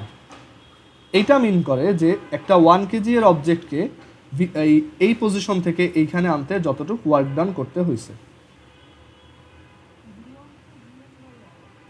হ্যাঁ, না ওই তো মাইনাস করে দেখো, এটাই আসে মাইনাসে মাইনাসে প্লাস। এই যে এটা হচ্ছে V1, এটা হচ্ছে V2, V2 এর আগে মাইনাস, তো মাইনাসে মাইনাসে প্লাস হয়ে গেছে। বুঝছো এবার? বুঝতে পারছো এটা? না, V1 মাইনাস V2, তুমি জাস্ট এটা থেকে এটা মাইনাস করো, দেখো কি আসে, এটা আসে কিনা। ঠিক আছে?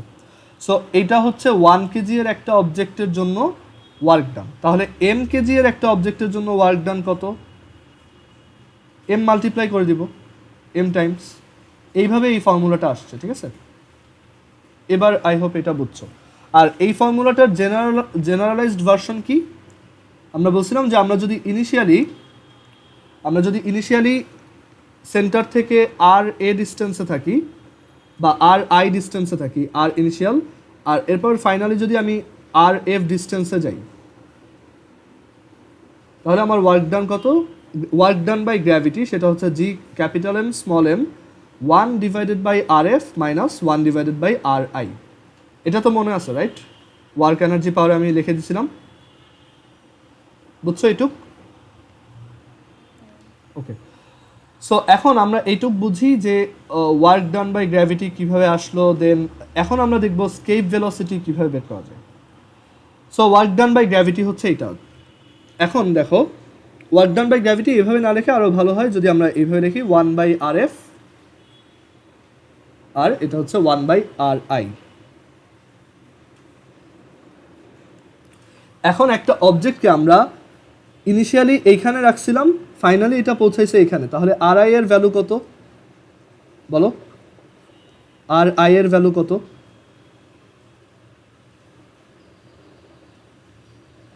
মানে ইনিশিয়াল এই যে আর আই, এটা কার সমান? রেডিয়াস। আর আমরা এইখানে ফাইনালি পৌঁছাইছি ইনফিনিটিতে, সো আর এফ এর ভ্যালু কত? ইনফিনিটি। সো এটা কত আসবে? Minus G capital M small M divided by R. এটুক ডান, এটা হচ্ছে কি ওয়ার্ক ডান। আচ্ছা, ওয়ার্ক এনার্জি পাওয়ার চ্যাপ্টার আরেকটা জিনিস আমরা পড়ছিলাম, সেটা কি? ওয়ার্ক এনার্জি থিওরেম, মনে আছে? ওয়ার্ক এনার্জি থিওরেম, যেখানে ছিল work done is equal to change in kinetic energy, W is equal to E K, change in kinetic energy. আচ্ছা, আমাদের ওয়ার্ক ডানটা কত? Minus G M M by R. ঠিক আছে, এখানে কিন্তু ওয়ার্ক ডান ভুলেও এভাবে বের করবে না, ফোর্স হচ্ছে এত আর ডিসপ্লেসমেন্ট হচ্ছে ইনফিনিটি, ভুলেও না। আমরা সেইটাই, ওইটা যে ভুল সেটার জন্য আমরা কি করছি, এটাকে ইন্টিগ্রেশন করে এইখান থেকে এইসব ফর্মুলা বের করছি। ঠিক আছে? সো এখানে দেখো এটা হচ্ছে সেই ওয়ার্ক ডান। আর change in kinetic energy, final kinetic energy কত? হাফ এম জিরো স্কোয়ার, যেই অবজেক্টটাকে থ্রো করতেছে তার ম্যাস হচ্ছে M, so zero square minus initial kinetic energy কত? Half M U square, so এটা জিরো। সো এখান থেকে আসে minus G capital M small M divided by R is equal to minus half M U square. So এখান থেকে minus minus কাটা, so এখান থেকে এম আর এই এম কাটা। সো এখান থেকে দেখো ইউ সমান কত আসতেছে? Root two G M by R. So এইটাকেই আমরা কি বলি? V E, escape velocity. ঠিক আছে? আর আমরা এটাও জানি যে সারফেসে জি এর ভ্যালু হচ্ছে G M divided by R square. So আমরা যদি এখানে একটা কাজ করি, জি এম এর ভ্যালু তাহলে কত? জি এম এর ভ্যালু হচ্ছে G R square, small G capital R square. So small G capital R square divided by R which is two G R. ঠিক আছে? এটাই হচ্ছে স্কেপ ভেলোসিটি এর দুইটা ফর্মুলা।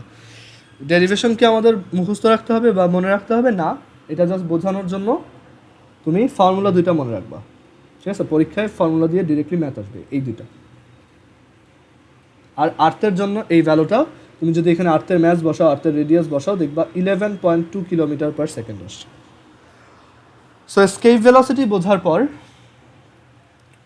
আচ্ছা আরেকটা কথা বলে নেই, এই চ্যাপ্টারটা কিভাবে পড়বা। এই চ্যাপ্টারটার জন্য আমি হচ্ছে ওই লেকচার শিটের ছবি তুলে পাঠাবো, ওইটা পড়তে হবে। আর বইটা তুমি পড়তে পারো, বাট ম্যাথ করতে হবে লেকচার শিটের সবগুলো। ঠিক আছে? লেকচার শিটে যে কয়টা ম্যাথ আছে, কারণ আমি ওই কনসেপ্ট বুকটা দেখার সময় এখানে সেই ম্যাথগুলোই দিছি যেগুলো একদম টু দ্য পয়েন্ট, যেগুলো ইম্পর্টেন্ট। সো ওই ম্যাথগুলো করবা। আর এমনিতে তোমরা এই টাইপের ম্যাথ তো পারবা যে আর্থের যদি জি এর ভ্যালু এত হয় আর মুনের যদি রেডিয়াস আর্থের এত টাইমস হয় আর ম্যাস এত টাইমস হয়, তাহলে মুনে জি এর ভ্যালু কত, রেশিও বের করতে হয়। এগুলো পারো?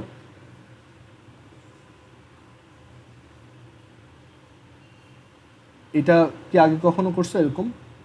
ধরো আর্থের ম্যাস হচ্ছে এম ই আর আর্থের রেডিয়াস হচ্ছে আর ই, আর বললো মুনের ম্যাস হচ্ছে এম এম আর মুনের রেডিয়াস হচ্ছে আর এম। সো আর্থে জি এর ভ্যালু যদি 9.8 হয়, মুনে জি এর ভ্যালু কত? G at moon. এটা কীভাবে বের করতে হয় বলো তো? আর্থের জন্য G E is equal to G M E divided by R E square, আর মুনের জন্য G M is equal to G M M divided by, এটা কিন্তু সাবস্ক্রিপ্ট এম, ঠিক আছে? এম মাল্টিপ্লাই করতেছি না কিন্তু, G capital M small M divided by R M square.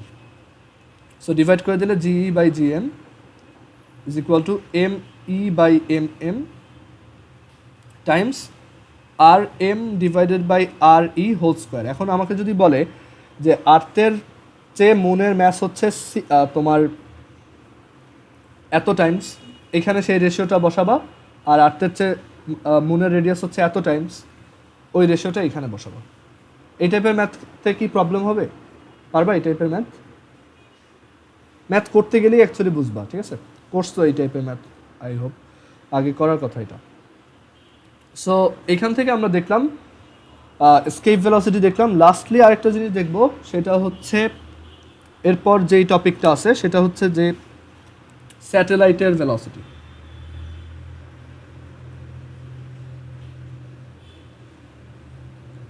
So আর্থের উপর যদি একটা স্যাটেলাইট রোটেটিং অবস্থায় থাকে,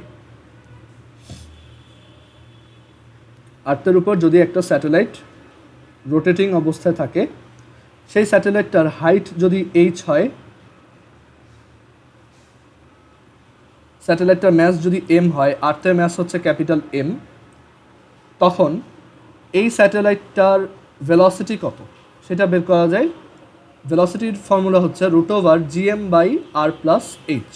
স্যাটেলাইটের ম্যাসের উপর এটা ডিপেন্ড করে না, এটা only depends on the mass of earth and এটা কত হাইটে আছে।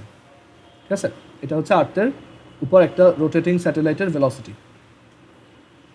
আচ্ছা, কীভাবে আসছে একটু দেখাই। আর এই স্যাটেলাইট রিলেটেড ম্যাথগুলোতে এই ফর্মুলাটা মুখস্থ রাখবা, আরও কয়েকটা ফর্মুলা আছে, ওইগুলো আমরা একটা একটা দেখবো এখন।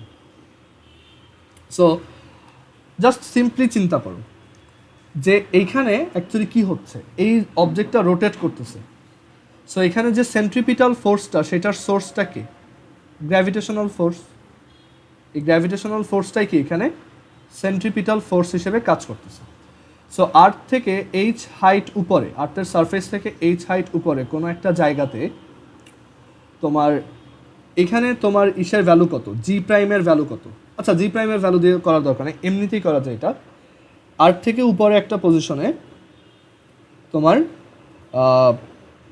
অ্যাট্রাকটিভ ফোর্সটা কত এখানে, মানে এখানে গ্র্যাভিটেশনাল ফোর্সটা কত? ফোর্সটা হচ্ছে G capital M small M divided by R plus H whole square, centre থেকে ডিস্টেন্স। এই ফোর্সটা এখানে কিসের মতো কাজ করতেছে? Centripetal force, right? এই স্যাটেলাইটটা এখানে রোটেটিং অবস্থায় আসেই এই কারণে যে আর্থ ওকে কন্টিনিউয়াসলি ওর দিকে টানতেছে। মানে একটা স্যাটেলাইটকে ইনিশিয়ালি একটা লিনিয়ার ভেলোসিটি দিয়ে দেওয়া হয়, বাট দেন আর্থ কী করে, ওকে টেনে বাঁকায় ফেলে। আবার যখন ও এই পজিশনে থাকে, ও এদিকে চলে যেতে চায়, বাট আর্থের সেন্ট্রিপিটাল ফোর্স ওকে টেনে এদিকে নিয়ে আসে। সো এইভাবে কন্টিনিউয়াসলি একটা রোটেশনাল মোশনে আসে। ইউনিভার্সের সব কিছুই কিন্তু এর জন্যই ঘুরে, ঠিক আছে? যখন একদম ইনিশিয়ালি যখন এক্সপ্লোশন হয়েছিল, যখন বিগ ব্যাং হয়েছিল, তখন দেখা গেছে যে সব প্ল্যানেটগুলো একটা থেকে বা স্টারগুলো একটা আরেকটা থেকে এরকম মানে সোজা ছিটকায় যাওয়ার ট্রাই করতেছিল।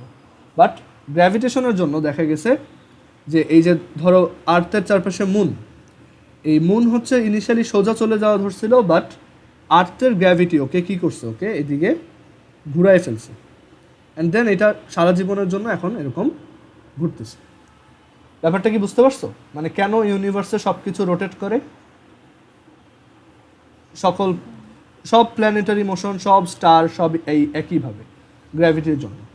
সেখানে এই গ্র্যাভিটেশনাল ফোর্সটাই হচ্ছে অ্যাকচুয়ালি, মানে এটাই হচ্ছে এক্সপ্লেনেশন যে কেন আর্থ মুনকে টানে, তাহলে মুন কেন আর্থের উপর পড়ে না। এটাই এক্সপ্লেনেশন, যে এখানে টানতেছি না, অ্যাকচুয়ালি এই ফোর্সটা দিয়ে আমি ওকে ঘুরাচ্ছি, ঠিক আছে? আচ্ছা, এখন আমার ফোর্সটা যদি ঘোরানোর কাজে ইউজড হয়ে যায়, তাহলে এই স্যাটেলাইটের মধ্যে যদি কেউ থাকে, সে তার উপর আর্থের কি আর কোনো অ্যাট্রাকটিভ ফোর্স নেই, সো সে কী করবে? স্যাটেলাইটের মধ্যে ভাসতে থাকবে। সো এটাই রিজন তুমি দেখবা স্যাটেলাইটের মধ্যে মানুষ ভাসে। সেটার রিজন এই না যে ওইখানে এটা অনেক দূরে, ওইখানে হয়তো জি এর ভ্যালু 0 হয়ে গেছে, ব্যাপারটা এরকম না। ব্যাপারটা হচ্ছে এখানে এটা ঘুরতেছে, তো সো দেখা যায় যে ওই ভিতরে মনে হয় যে উল্টা দিকে একটা ফোর্স ফিল হচ্ছে, সিউডো ফোর্স, যেটা সেন্ট্রিফিউগাল ফোর্স আর কি। সো এর জন্য মনে হয় যে ওইটা ও ভিতরে ভাসতেছে বা ও এখানে ঘুরতেছে। সো এর জন্য ওর ওয়েট ফোর্সটা অ্যাকচুয়ালি আলটিমেটলি এই ঘুরানোর কাজে ইউজড হয়ে যাচ্ছে। বুঝছো এবার? মানে এখানে ওর সেন্ট্রিপিটাল অ্যাক্সেলারেশনটা তাহলে নিচের দিকে। সেন্ট্রিপিটাল অ্যাক্সেলারেশনটাই হচ্ছে কি এখানে ওই যে এই হাইটের জি এর ভ্যালু যত সেটা। সো আই হোপ এটুকু বুঝছো। এবার আমরা দেখব যে ঠিক আছে, এটা হচ্ছে তাহলে অ্যাট্রাকটিভ ফোর্সটা, আর এই অ্যাট্রাকটিভ ফোর্সটাই হচ্ছে আমার centripetal force. So centripetal force আমার স্যাটেলাইটের ম্যাস যদি এম হয় আর ভেলোসিটি যদি ভি হয়, আর সেন্টার থেকে এটার ডিস্টেন্স কত? R plus H, right? Centre থেকে ডিস্টেন্স হচ্ছে আর প্লাস এইচ। তাহলে বলো তো সেন্ট্রিপিটাল ফোর্স কত? সেন্ট্রিপিটাল ফোর্সের ফর্মুলা কী ছিল? এফসি সমান কত ছিল?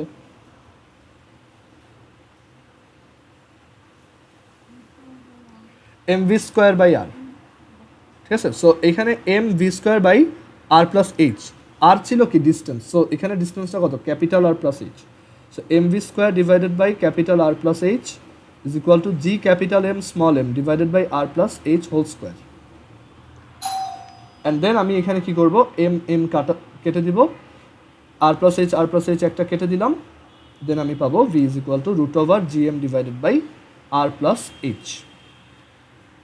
ওকে, V is equal to square root of G M divided by R plus H. So এটা হচ্ছে একটা স্যাটেলাইটের ভেলোসিটি। একটা স্যাটেলাইট যদি এইচ হাইটে রোটেটিং থাকতে চায়, তার এই ভেলোসিটিটা ইঞ্জিন দিয়ে সেট করতে হবে, আদারওয়াইজ সে ওইখানে থাকতে পারবে না, সে নিচে পড়ে যাবে অথবা ঝামেলা হবে আর কি, ঠিক আছে? সো এক একটা হাইটে স্যাটেলাইটের ভেলোসিটিটা ফিক্সড। আমরা এখান থেকে একটু চিন্তা করি যে আচ্ছা ওর অ্যাঙ্গুলার ভেলোসিটি কত সেটা বের করতে পারবো? ওমেগা সমান কত? Omega is equal to V by R. এখানে আর কত? R plus H. সো আমরা যদি এটাকে আর প্লাস এইচ দিয়ে ডিভাইড করে দিই ভেলোসিটিকে, তাহলে আমরা তার অ্যাঙ্গুলার ভেলোসিটি পাবো। সো এটা বের করতে বলতে পারি। ফর্মুলা মুখস্থ রাখার দরকার নেই, জাস্ট আইডিয়াটা বুঝো, এইটা মুখস্থ রাখবো। আচ্ছা, এরপর আরও কিছু কোশ্চেন। এরপরের কোশ্চেনটা হচ্ছে, আমাকে যদি বলা হয় একটা স্যাটেলাইট এই সাইটে আছে, তার একবার ঘুরে আসতে কত টাইম লাগবে? এই জায়গাটায় একবার, মানে একটা স্যাটেলাইট আর্থের চারপাশে একবার রিভলভ করতে কত টাইম লাগে, সেই টাইমটাকে আমরা বলি তার টাইম পিরিয়ড। নাফিয়া বুঝতেছো সব? সো টাইম পিরিয়ডটা কীভাবে বের করবো? টাইম পিরিয়ড বের করার দুইটা ওয়ে। তুমি ইদার এভাবে করতে পারো, 2 pi R plus H divided by V, মানে সার্কামফারেন্স ডিভাইডেড বাই ভেলোসিটি, অথবা তুমি এটাও করতে পারো, এটাও লিখতে পারো 2 পাই বাই ওমেগা। ঠিক আছে, আমরা ওইটা লিখছি এখানে, দেখো 2 পাই বাই ওমেগা, এভাবে লেখা যায়। তো এটা তো একই। টাইম পিরিয়ড হচ্ছে বেসিক্যালি একবার ঘুরতে যত টাইম লাগে। দেখো তোমার একবার ঘুরলে তুমি কতটুক ডিস্টেন্স ক্রস করতেছো, 2 পাই আর প্লাস এইচ, আর তোমার ভেলোসিটি কত? ভি। আর যদি অ্যাঙ্গেল দিয়ে চিন্তা করো, একবার ঘুরলে তোমার কত রেডিয়ান অ্যাঙ্গেল পাস হয়? 2 পাই। আর তোমার অ্যাঙ্গুলার ভেলোসিটি কত? ওমেগা। একটা দিয়ে বের করলেই হয়। এবার ক্লিয়ার নাফিয়া? আচ্ছা, এবার আমরা এখানে ভি এর ভ্যালু বসাই।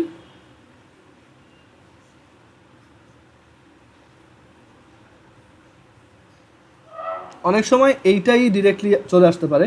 এটা তো একদম কমন সেন্স যে তোমাকে বলে স্যাটেলাইটের ভেলোসিটি তুমি, আচ্ছা এখানে যদি আসে যে টাইম পিরিয়ড কত, তোমাকে জাস্ট এইটা বলবে যে একটা আর্থের এত হাইটে একটা স্যাটেলাইট আছে, তার টাইম পিরিয়ড কত। সো তুমি ওই এইচ ইউজ করে ফার্স্ট অফ অল তার ভেলোসিটি বের করে নিবা এই ফর্মুলা ইউজ করে, দেন ওইটা এখানে বসাবা, আর দেন বাকি ভ্যালুগুলো এখানে বসিয়ে টাইম পিরিয়ডটা বের করবা। অথবা যেটা করা হয়, ডিরেক্টলি একটা ফর্মুলা আমরা বানিয়ে নিতে পারি, যে ভি এর ভ্যালুটা আমরা নিজেরাই বসাই, এখানে একটা ফর্মুলা বানিয়ে নিই। তাহলে এটা হবে কি 2 pi into R plus H whole to the power 3/2 divided by GM. ঠিক আছে, মানে রুট ওভার আর প্লাস এইচটাকে উপরে নিয়ে গেছি। এবার বোথ সাইডে স্কোয়ার করে দাও, তাহলে কি আসবে? T square is equal to 4 pi square R plus H whole cube divided by GM. এইটা ফর্মুলা হিসেবে মুখস্থ রাখবা।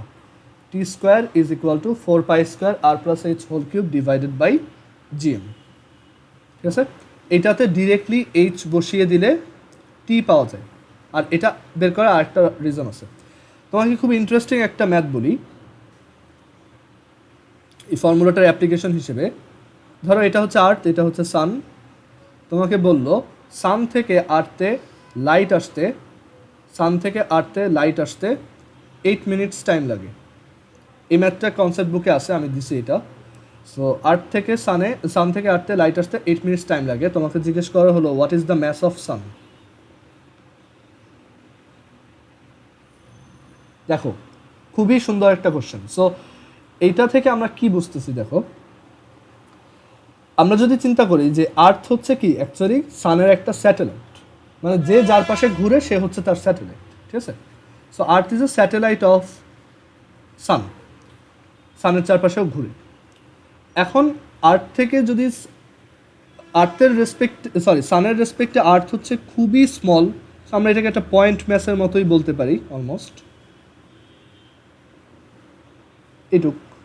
ঠিক আছে, সো এখন এখানে যদি জিজ্ঞেস করা হয় যে তাহলে সানের ম্যাস কত, দেখো এই ফর্মুলাটা একটু চিন্তা করে দেখো, এই এমটা কার ম্যাস? আর্থের ম্যাস। আর এখানে স্যাটেলাইটকে একটা আর্টিফিশিয়াল স্যাটেলাইট, বাইরের একজন স্যাটেলাইট। বাট আমরা যদি এটা সান আর আর্থ দিয়ে চিন্তা করি, তখন এই ম্যাসটা কার ম্যাস হবে? সানের ম্যাস। আর এই এইচটা, এই যে আর প্লাস এইচ, এটা কি হবে? সান থেকে সানের সেন্টার থেকে আর্থের ডিস্টেন্স, রাইট? সো সেটা বের করবো কীভাবে? আমরা এখানে দেখো টি স্কোয়ার সমান লিখতে পারি 4 pi square R plus HK একবারে স্মলার লিখতে পারো, মানে সেন্টার থেকে ডিস্টেন্স স্মলার, একবারে ডিস্টেন্সটা হচ্ছে স্মলার। এভাবে লিখতে পারো। অ্যান্ড দেন তুমি এখান থেকে লিখতে পারো m is equal to 4π² r³ divided by GT²। আচ্ছা 4π², আর থেকে সানের ডিস্টেন্স কত সেটা আমরা পরে লিখব। জি এর ভ্যালু আমরা জানি, ওইটা বসাবো। ক্যাপিটাল টি কি? Time period. আচ্ছা সানের চারপাশে আর্থের টাইম পিরিয়ড কত, মানে সানের চারপাশে আর্থের একবার ঘুরে আসতে কত টাইম লাগে? 365 days. That means 365 days mean যে 365 ইন্টু 24 ইন্টু 3600 এত সেকেন্ড। আর সান থেকে আর্থের ডিস্টেন্স কত? দেখো সান থেকে আর্থের লাইট আসতে লাগে 8 মিনিট, তাহলে ডিস্টেন্স কত? S is equal to VT. আর্থের লাইটের ভেলোসিটি হচ্ছে C, so C times T, so C হচ্ছে 3 ইন্টু 10⁻8, আর তোমার টাইম হচ্ছে 8 minutes, that means 8 into 60 seconds. Done, এটা ক্যালকুলেট করো আর সানের ম্যাস পেয়ে যাবো, বুঝছো? সো এইখানে মনে রাখতে হবে এই যে এম, এই এমটা হচ্ছে যে হচ্ছে মেইন, মানে যাকে অরবিট করা হচ্ছে, যাকে অরবিট করে ঘোরা হচ্ছে, সেন্টার করে ঘোরা হচ্ছে সে। আর তার একটা আর্টিফিশিয়াল স্যাটেলাইট বা আর্থ আর মুনের জন্য এটা হচ্ছে আর্থের ম্যাস, আবার সান আর আর্থের জন্য এটা হচ্ছে সানের ম্যাস। সো এইভাবে এটা বুঝতে হবে। আর এই এইচটা হচ্ছে সারফেস থেকে height, so R plus H হচ্ছে অ্যাকচুয়ালি সেন্টার থেকে ডিস্টেন্স, ঠিক আছে? সো এটাকে স্মল আরও লিখতে পারো একবারে। সো এই ফর্মুলাটা বুঝছো তোমরা? ওকে, এইটার পর সো এইখানে স্যাটেলাইট রিলেটেড যা যা ছিল আমরা পড়ে ফেলছি, বইতে যা যা আছে সব শেষ। এবার লাস্ট টপিক এইখানের, সেটা হচ্ছে কেপলারস ল। কেপলারস ল কি পড়ছো আগে? কেপলারস লটা বই থেকে দেখবা, আমি কেপলারস লটা একটু ব্রিফলি বলবো। কেপলারস ল বলে যে আমাদের সোলার সিস্টেমে যত প্ল্যানেট আছে সবাই সানকে সেন্টার করে সার্কুলার পাথে অরবিট করে না, ওরা ইলিপ্টিক্যাল পাথে অরবিট করে। মানে এটা যদি সান হয় তাহলে তার চারপাশে এরকম সে অ্যাকচুয়ালি একটা ইলিপসের ফোকাসে সিচুয়েটেড। আমরা জানি যে ইলিপসের দুইটা ফোকাস থাকে, এখানে একটা আবার এখানে একটা। সো এই সান হচ্ছে সেরকম সব প্ল্যানেটের অরবিটের একটা ফোকাস, ঠিক আছে? আর একটা প্ল্যানেট এভাবে একটা ইলিপ্টিক্যাল পাথে রোটেট করতে থাকে। আমরা এতদিন জানতাম যে এটা সার্কুলার, বাট এটা অ্যাকচুয়ালি সার্কুলার না, এটা ইলিপ্টিক্যাল। একটা ইলিপসের কয়টা ফোকাস থাকে? দুইটা না? কনিকে পড়ছো না এটা? ওইটা। সো একটা প্ল্যানেট যখন সানকে সেন্টার করে রোটেট করে, সেই অরবিটটা এমন হয় যে সানটা যাতে একটা ফোকাসে থাকে। তুমি ইন্টারনেট থেকে সোলার সিস্টেমের কোনো একটা অ্যানিমেশন দেখলে এটা বুঝতে পারবা। দেন সেকেন্ড, এটা হচ্ছে কেপলারস ফার্স্ট ল। সেকেন্ড ল হচ্ছে, সেকেন্ড লটা দাঁড়াও, সেকেন্ড ল ছিল, হ্যাঁ সেকেন্ড ল ছিল প্রত্যেকটা প্ল্যানেটের টাইমের সাথে সাথে, এই যে একটা প্ল্যানেট এখানে ঘুরে, সো ও কী করতেছে? টাইমের সাথে সাথে একটা এরিয়া এনক্লোজ করতেছে বলা যায়। মানে আমরা যদি এই সানের সাথে ওর একটা কানেক্টিং লাইন এঁকে ফেলি, তাহলে ও প্রত্যেক পার ইউনিট টাইমে যতটুকু এরিয়া এনক্লোজ করে, মানে যতটুকু এরিয়া কাভার করতেছে এভাবে, সেটা কনস্ট্যান্ট। ডিডিটি অফ এ হচ্ছে কনস্ট্যান্ট। মানে ধরো ও যখন এইখানে, তখন যদি ও একদিনে এইটুক এরিয়া কভার করে, ও এই পজিশনে থাকলেও একদিনে ওই সেম এরিয়াটাই কভার করবে। সো ওর ভেলোসিটিটা একটু চেঞ্জ হয়, কারণ ওই সেম এরিয়া কভার করতে হলে এখানে একটু বেশি ভেলোসিটিতে যাওয়া লাগে। সো এখানে এই ফর্মুলাটা ইউজ করে একটা তোমার ফর্মুলা আছে, সেটা হচ্ছে V1R1 is equal two V2R2। যে কোনো একটা পজিশনে তোমার একটা প্ল্যানেটের ভেলোসিটি আর সেই পজিশনে তার সান থেকে ডিস্টেন্স, এই দুইটার প্রোডাক্ট, অন্য আর একটা পজিশনে তার ভেলোসিটি অ্যান্ড সান থেকে ডিস্টেন্স, এই প্রোডাক্টটা অলওয়েজ সেম থাকে। কেপলার সেকেন্ড ল গেল, বই থেকে একটু পড়বা এটা, আর ওই আমার যে লেকচার শিটটা ওইটাতে আসেই। থার্ড ল হচ্ছে যে কোনো প্ল্যানেটের জন্য তার সানের চারপাশে টাইম পিরিয়ড, এটার স্কোয়ার হচ্ছে তার ডিস্টেন্সের কিউবের proportional. T square is proportional to R cube. So সানের চারপাশে যদি আর্থের টাইম পিরিয়ড হয় টিই হুইচ ইজ 365 ডেজ, এটার স্কোয়ার প্রপোর্শনাল হবে সানের চারপাশে আর্থের ডিস্টেন্সের কিউব। আবার মার্সের জন্য T M square will be proportional to R M cube. মিটিংটা 1 মিনিট আছে, আরেকবার একটু কানেক্ট হও, ঠিক আছে? আর 5 মিনিট আমি শেষ করতেছি।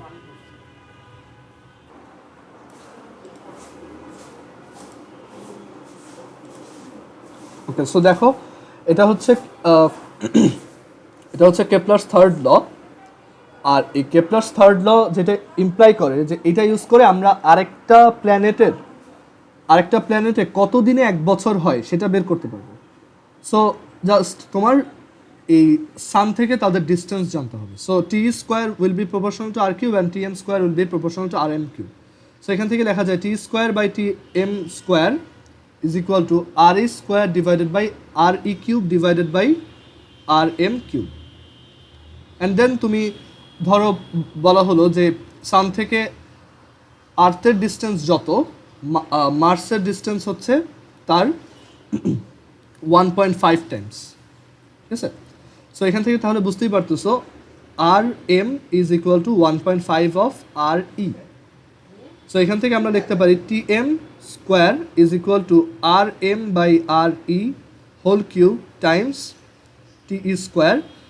আর এম বাই আর ই হচ্ছে 1.5 আর টি ই স্কোয়ার। এখন আর্থের টাইম পিরিয়ড হচ্ছে 365 ডেজ। তুমি এটাকে ডেতে রাখতে পারো, সেকেন্ডে নেওয়ার দরকার নেই, তাহলে এটাও ডেতে আসবে। সো এখান থেকে ক্যালকুলেট করে দেখো কত আসে। 1.5 এর কিউব হচ্ছে 3.375 ইন্টু 365 স্কোয়ার। সো এটা যত আসে সেটাকে আবার স্কোয়ার রুট করতে হয়, রাইট? সো এটাকে আবার স্কোয়ার রুট করবো। সো আমরা এখান থেকে স্কোয়ার রুট করলে পাবো 670 পয়েন্ট সামথিং। দ্যাট মিনস মার্সে 670 ডেইজে একটা 1 ইয়ার হয়, ঠিক আছে? এবার বুঝছো এটা, এই ফর্মুলাটার অ্যাপ্লিকেশন? বলো।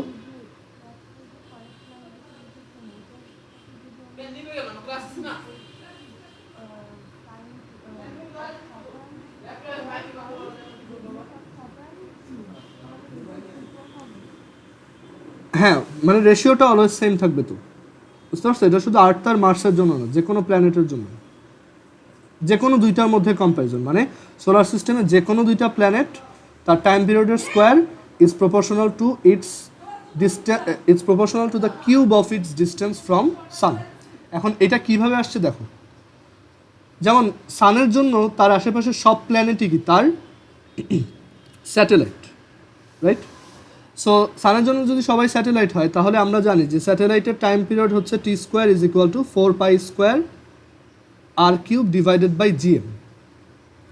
এইখানে এই টার্মটা কি অলওয়েজ কনস্ট্যান্ট না? যে কোনো প্ল্যানেটের জন্যই 4 pi square divided by capital G M. M তো সানের ম্যাস এবার, কারণ এবার সান হচ্ছে তোমার মেইন আর স্যাটেলাইটগুলো হচ্ছে সেই প্ল্যানেট। সো এই টার্মটা কি অলওয়েজ কনস্ট্যান্ট, এটুকু বুঝছো নাফিয়া? সো এইখান থেকে আমরা তাহলে কি বলতে পারি? T square is proportional to R cube. So যে কোনো প্ল্যানেটের জন্যই T square is proportional to R cube. আর এখানে এই প্রপোর্শনালিটি কনস্ট্যান্টটাও তুমি জানো, এটা হচ্ছে এই যে 4 pi square divided by GM, ঠিক আছে? সো এই টাইপের ম্যাথ আছে বইতে, ওইটা দেখবো। সো এই চ্যাপ্টারটা কীভাবে পড়বো, এই চ্যাপ্টারের পুরোটাও আমরা কভার করছি। সো এই চ্যাপ্টারটা কীভাবে পড়বো? ফার্স্ট অফ অল তপন স্যারের বইটা একবার রিডিং পড়বা আর ভিডিও দেখবা, ঠিক আছে? বাট কোনো টাফ ডেরিভেশন শেখার দরকার নাই, বা আমি পড়াই নেই এরকম কোনো কিছু দেখার দরকার নাই। আর আমিও যা যা পড়াইছি মেইনলি এখানে তুমি ফোকাস করবা ফর্মুলাগুলো মেমোরাইজেশনের উপর। কীভাবে আসছে সেটা বোঝানোর জন্য আমি ডিটেলসে দেখাইছি, সো দ্যাট তোমার আইডিয়াগুলো ক্লিয়ার থাকে। আর বাট তোমার ফর্মুলাগুলো একদম ভালোভাবে মুখস্থ রাখতে হবে, ঠিক আছে? ম্যাথ করতে গেলে ওইগুলোই লাগবে। আর এরপর ম্যাথ করব কোথা থেকে? হ্যাঁ, এই চ্যাপ্টারে হ্যাঁ এরকমই। আমাদের অ্যাকচুয়ালি ন্যাশনাল কারিকুলামের সিলেবাসটা একটু বেশি হার্ড। মানে এখানে মানে কলেজ লাইফে এত কিছু পড়ানো হয় মানে দেখা যায় ইউনিভার্সিটি ফার্স্ট ইয়ারে গিয়ে কিছু পড়াই লাগে না, মানে এরকমই। মানে আমাদের ফার্স্ট ইয়ারের ফার্স্ট টার্মে দেখা যায় আমাদের যে ফিজিক্সের কোর্স থাকে, ম্যাথের কোর্স থাকে, এগুলো সব কলেজ লেভেলেরই, মানে ওগুলো আমরা কলেজেই পড়ে আসছি, ঠিক আছে। আচ্ছা, সো এখন এগুলো খুব একটা প্রবলেম হবে না, তুমি ফর্মুলা শিট বানাবা। আর এই চ্যাপ্টারে আমাদের মনে হয়েছে অনেকগুলো ফর্মুলা, বাট এখানে অনেক বেশি ফর্মুলা ছিল না। জাস্ট ওই আমি যে কনসেপ্ট বুক দিব ওইখানে সব গুছায় একবার লেখা আছে। ফার্স্টে ছিল গ্র্যাভিটির ফর্মুলা, দেন ছিল ফিল্ড ইন্টেন্সিটি, তারপর হচ্ছে পোটেনশিয়াল, তারপর হচ্ছে জি এর 3টা ফর্মুলা ছিল, একটা ছিল জিএম বাই আর স্কোয়ার, তারপর জি প্রাইম, আরেকটা ছিল তোমার G into R by R plus H whole square, তারপর আরেকটা ছিল G prime equals G into 1 minus H by R. Then G এর একটা স্পেশাল ফর্মুলা ছিল 4/3 পাই আর পাই এক্স রো জি। আর এরপর হচ্ছে আমরা দেখলাম স্যাটেলাইটের ভেলোসিটি হচ্ছে √ওভার GM by R plus H, তার টাইম পিরিয়ড হচ্ছে 2 pi R plus H divided by V, এটা একটা। অর আরেকটা ফর্মুলা হচ্ছে T square is equal to 4 pi square R plus H whole cube divided by GM. আর escape ভেলোসিটির formula দেখে আসছি √ওভার 2 GM by R or small √ওভার 2 স্মল জি ক্যাপিটাল আর, ঠিক আছে। আর ছিল এরপর এছাড়া আর কি ছিল, কেপলার্স লতে এটা মনে রাখার মতো, T square is proportional to R cube, যেটা এটার সাথে আর এটা একই। আর আরেকটা ছিল এরিয়ারটা v1r1 সমান v2r2, যে কোনো একটা পজিশনের velocity Times radius is equal two আরেকটা পজিশনের ভেলোসিটি টাইমস রেডিয়াস। আর জি এর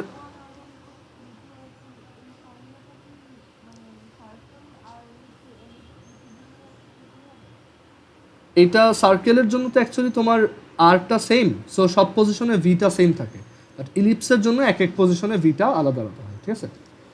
সো আর এই সব ফর্মুলাগুলো আমার ওই কনসেপ্ট বুকে একবারে কম্পাইল করে দেওয়া আছে, খুব গুছায় দেওয়া ওইটা। আর এখানে আর কি ছিল, এখানে আরেকটা ছিল যে আমরা জি এর একটা গ্রাফ দেখছিলাম, জি এর গ্রাফটা ছিল এরকম। আর আমরা ইন্টেন্সিটির একটা গ্রাফ দেখছিলাম, আর হচ্ছে পোটেনশিয়ালের একটা গ্রাফ দেখছিলাম,